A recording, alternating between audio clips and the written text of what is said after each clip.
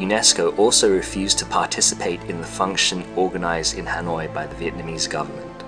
UNESCO also informed the Vietnamese embassy in Paris that no representative of the French government or of the municipal government in Paris would participate. In the end, it only agreed to let the embassy rent a room in its Trocadero headquarters, with the proviso that no Ho Chi Minh picture would be exhibited in the hallways or any other propaganda material mentioning Ho.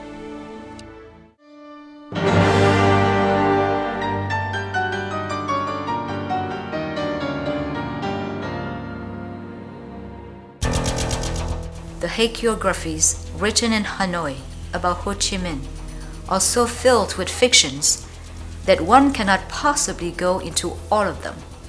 For instance, at one time, it is said that his intelligence is far superior to most persons because he had 4 irises. Then it is claimed that he was a child prodigy, teaching everything from math to science and French and Chinese, even martial arts and physical education, at a school in Phan Thiet, introducing his younger charges to the ideas of Voltaire, Montesquieu, and Rousseau. Beside the fact that the school was almost non-existent, this claim on the part of Ho is hardly credible in view of his own testimony. In the Vietnamese version of Anecdotes in the Active Life of President Ho Chi Minh, page 46, to the effect that 9 years later, he was still very weak in French. From this place he has gone out is a famous story of how Ho, then 19, stood on the Nha Rong Pier in Saigon and decided to hire himself out as a good worker on a French merchant marine boat under the name of Ba, third brother, and determined to go out into the world seeking for ways to save the country from French domination.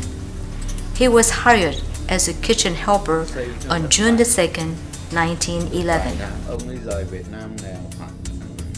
Ho Chi Minh left Vietnam and arrived in France on July 15, 1911. 2 months later, on September, he wrote 2 letters asking that he be admitted to the colonial school, hoping to become useful to France with regard to my compatriots, and at the same time to enable them to profit from instruction.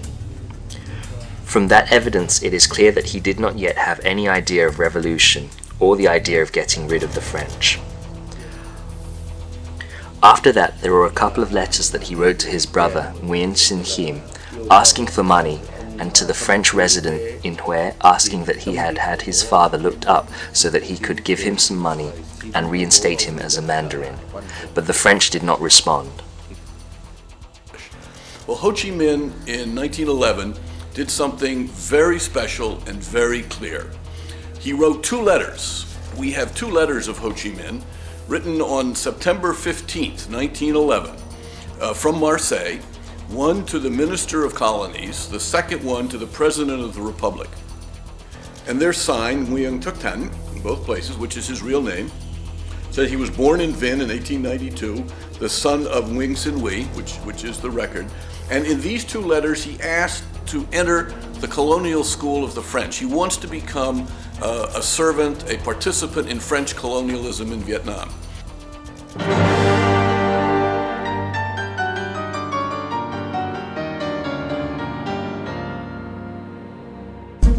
By the end of 1918, World War I was over.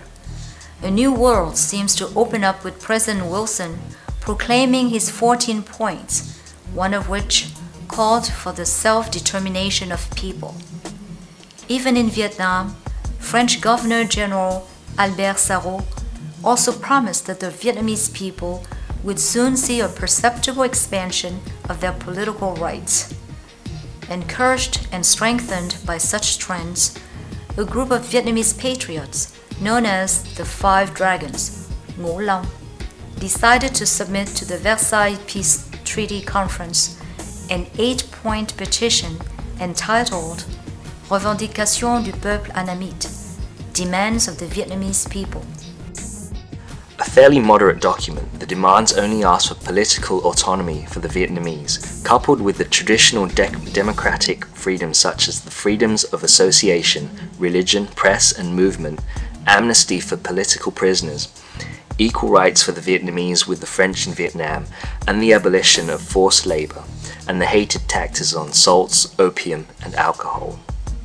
Signed by Nguyen Ai Quoc, a pseudonym meaning Nguyen the Patriot, it was in fact a collaborative effort of the lawyer Phan Van Truong and the famous nationalist Phan Chu Trinh, assisted by the young Nguyen Tat Thanh, later Ho Chi Minh, who volunteered to go and present the petition to the Versailles Conference. Later, Ho Chi Minh, under the pseudonym of Truong Dien Tien, claimed that he had been the author, even though he admitted, according to Droiker, that Phan Van Truong had helped him to draft it in intelligible French. This is clearly a travesty sin. Nguyen Ai Quoc was the common pen name of a number of Vietnamese patriots in France at the time. Among this group were the Nguyen Te Duyen, Phan Van Jun, Phan Ju Jin. Ho was then a fresh arrival in France, a young man with no political record for the French Sûreté to worry about. That is why the other older men let him be the front man and sign the documents or articles which they wrote or drafted, individually or collectively. Even Ho himself admitted as much when, under the pen name of Truong Dien Tien, he wrote the anecdotes on the active life of President Ho Chi Minh on page 46 as follows. Nguyen did not have enough French at the time, so he had insistently pleaded with Mr. Phan Van Jun to write on his behalf. Mr. Jun was an excellent writer in French, but did not wish to sign these documents. That is why Nguyen had to sign those articles.